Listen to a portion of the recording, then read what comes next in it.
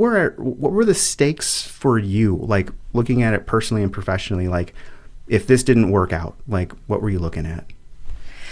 Well, I mean, I guess the bold move that I made was leaving corporate. We were a 2-income family. We needed 2 incomes, and we were raising 2 kids. And luckily, my husband had a pretty good, steady job, but we still needed, my income. And so, that was the bold move, was to leave that. And what was at stake was financially, we took a hard hit. We took a hard hit.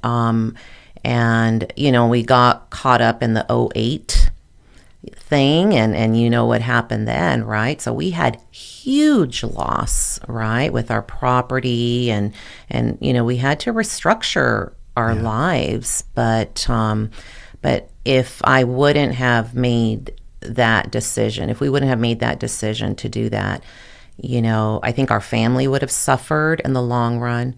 And on so many levels, and then I wouldn't be where I'm at today, or starting what I'm doing today. I'd still be stuck over there, just being in an office. Yeah.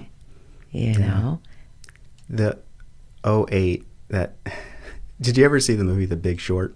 No.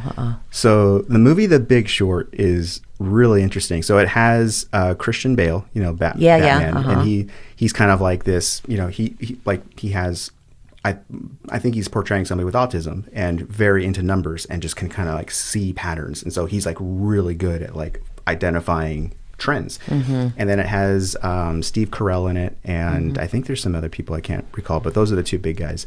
And they kind of go through the development of the '08 bubble and like leading up to it and everything. And it's very interesting because in 2007, I worked as a loan officer, and I just started working as a loan officer, so I didn't really know much about it. And I remember going to this one company, and they were just like cowboys. They were like, oh yeah, sell them this option arm, and the bank will pay us like 5 to 8%. And I'm like, what? And they were just making hand over fist. And it was so interesting because I knew nothing about mortgages. This was like the very first company. And they were telling me like, oh yeah, just say they make X amount of money. And I'm like, what? And here I am. I'm like, what is going on?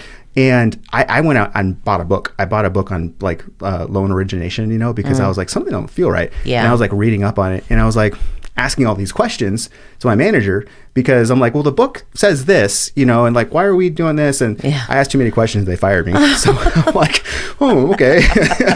I was asking the right questions, you know what I mean? And they were not doing things the right way. But it was just funny because, people like, I remember this one guy, he had like a really nice car. I don't know what kind of car it was.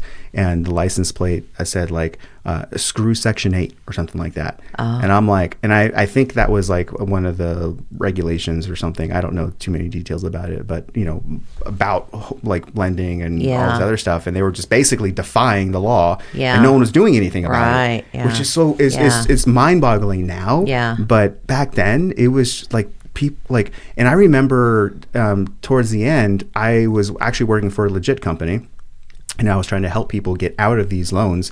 And I would talk to people and go over like their statements and showing like, look, you're on this interest only thing for like a couple of years now, but next year your payment's going up like 5 times because now you owe principal. And they're like, huh? They're so confused. I had no clue.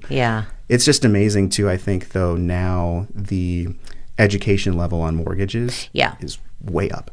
Which needs to be there. Like absolutely. The licensing happened, which wasn't a thing back then, which is like really good because now loan officers like know about the products. I can go on and on for hours. No. It just, it was the perfect storm that happened with us, making that decision and then that being right there, about to happen, So it definitely was, it was a huge loss, that we encountered. But I think the industry is better for it though. I think there's a lot of things that came out about that made it, because now like when I talk to a loan officer, like I know that they're not going to try to be all slimy, because back then you couldn't tell.